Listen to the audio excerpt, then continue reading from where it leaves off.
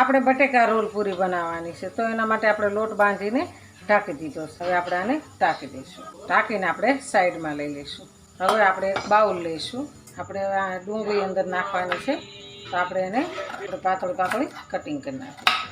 આપણે ડુંગળી છે ને એને એક બાઉલમાં એડ કરી દઈશું. પછી અંદર આપણે 2 બટેકાને દબાવીને અંદર એડ કરી દઈશું. બટેકાને આપણે દબાવી દઈશું. આપણે હવે એમાં લીલા ધાણા એડ કરીશું. સ્વાદ પ્રમાણે આપણે મીઠું નાખીશું. આપણે ધાણા જીરું નાખીશું.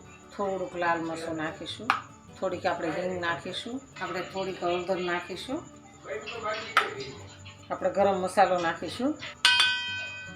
આપણે એમાં લીલા મરચાંને કટિંગ કરીને નાખવાના છે. આપણે 3 મરચાં કટિંગ કર્યા છે, તો આપણે અંદર એડ કરી દઈશું. આ બધા મસાલા આપણે મિક્સ કરી દેવાના છે. ડુંગળી આવે ને એટલે એટલા સ્વાદ લાગે ને. ડુંગળી આવે, ગરમ મસાલો આવે એટલે બહુ સરસ લાગે. મસાલાને એકદમ મિક્સ કરી દેવાનો છે.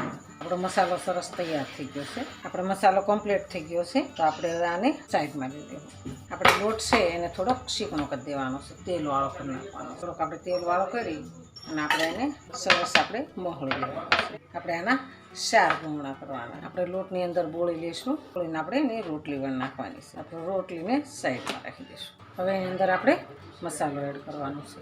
મસાલો એડ કરી અને આપણે આવી રીતના સરસ દબાવી દેવાનું છે. એ રોટલી સરસ ભરી દીધી છે, ભરીને કમ્પ્લીટ કરી નાખી છે. હવે આપણે આને સરસ રીતે કાપી લેવાની. આપણે આ રોટલીને કાપી લીધી છે. કાપીને આ બધા જ રોલ આપણે વાળી દીધા છે.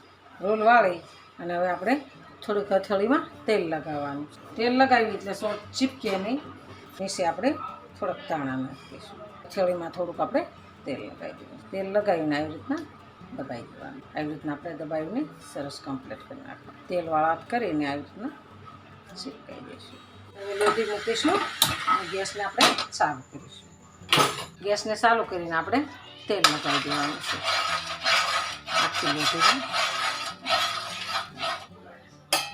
તેલ લગાવીને આપણે ગોઠવી દેવાની. એકદમ મસ્ત લાગે છે.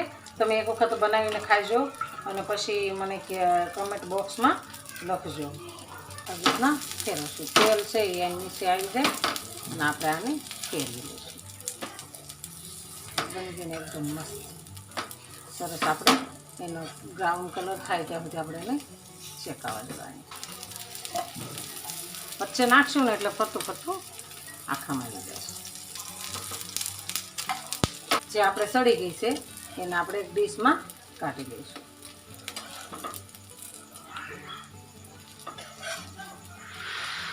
આપણે આલુ રોલ સરસ તૈયાર છે. એકદમ મસ્ત બની ગયો છે. આપણો રોલ એકદમ પોચો અને રૂ જેવો, એના પડે બધા ખુલ્લી જાય. જો આ મારો વિડીયો ગમે તો લાઈક, શેર અને સબસ્ક્રાઈબ કરી દેજો. રાધે રાધે.